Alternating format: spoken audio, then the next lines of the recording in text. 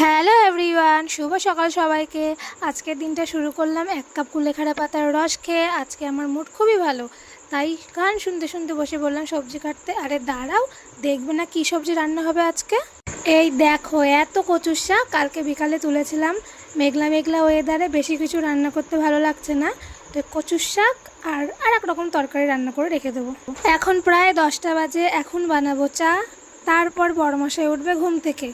ও বাবা, আজকে দেখছি আমার বড়মশাইয়ের মুড খুবই ভালো আছে। তাহলে এই ফাঁকে বড়মশাইকে দিয়ে একটু কাজ করিয়ে নেওয়া যাবে। তারপর চুটকি মেরে বিছানা গুছিয়ে নিলাম। এবার বড়মশাইয়ের পালা। বুঝতেই পারছো তোমরা কি করবে এখন। একটু পরিষ্কার পরিচ্ছন্ন, এইগুলো কিন্তু আমার বড়মশাইয়ের খুবই শখের জিনিস। ওই যে কথায় আছে না, শীতে কাঁথা আর বর্ষায় ছাতা না হলে চলে না। আর এইদিকে ইনার শীতকালে ব্যাডমিন্টন, আর এখন তো গরমকাল, গরমে ক্রিকেট খেলা না হলে ইনার চলে না। যাই হোক, আমারও কিন্তু এই বিষয়গুলো খুবই ভালো লাগে, কারণ ও যখন একটা ম্যাচ জিতে বাড়ি ফেরে আর এসেই যখন ট্রফিগুলো আমার হাতে দেয়, তখন আমার চেয়ে খুশি মনে আর কেউ হয় না।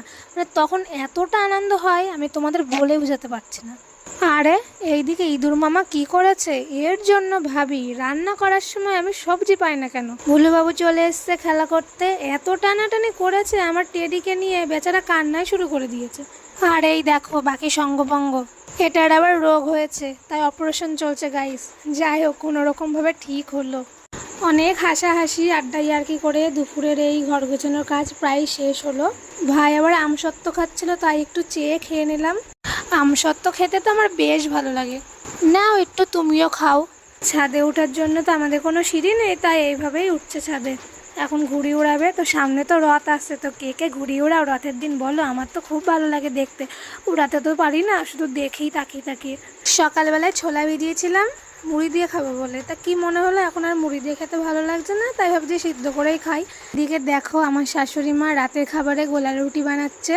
ভালোই হলো, ছোলা সিদ্ধ আর গোলা রুটি, ভালোই মজা হবে খেতে। এই দেখো প্রথম রুটির কি অবস্থা। আরে হেসো না হেসো না, এই দেখো ভালো রুটিও হয়েছে। আমার ছোলা সিদ্ধ রেডি হয়ে গিয়েছে। এখন একটু স্বাদ বাড়ানোর জন্য মশলাপাতি দেবো। আমি বেশি কিছু দিইনি, হালকা জিনিসই ব্যবহার করেছি, কারণ আমার এরকমভাবে খেতে বেশি ভালো লাগে। আজকের ভিডিওটা এইটুকুই। টাটা সবাইকে, ভালো থেকো। আর ভালো লাগলে অবশ্যই একটা লাইক দিয়ে যাও।